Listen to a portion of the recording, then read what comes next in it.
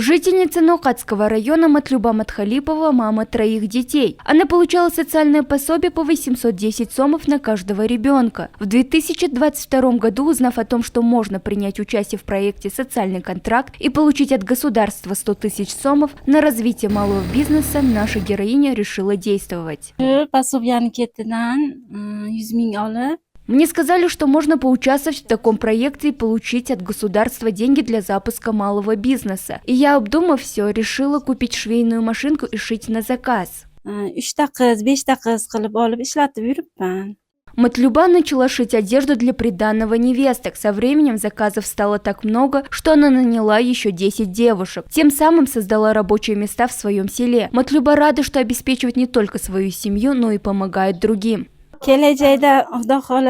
Больше всего заказов приходится на осень, так как это пора свадеб. Сейчас дела идут хорошо. В будущем я надеюсь расширить свой малый бизнес и открыть швейный цех. По Ноокатскому району за 2 последних года в проекте «Социальный контракт» приняли участие 650 семей. Большинство из них развивают малый бизнес в сфере животноводства. Другие же открывают ателье, магазины и другие предприятия.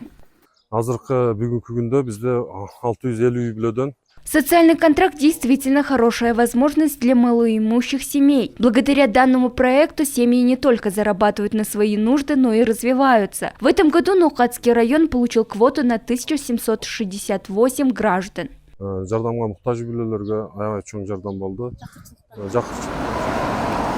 В прошедшем апреле сотрудники Минтруда провели разъяснительную работу для 200 семей. Желающим получить соцконтракт рассказали, в каком направлении лучше развивать свой малый бизнес. Нагима Бакаева, Мунарбек Арзыбекулу, ЛТР, Ошская область.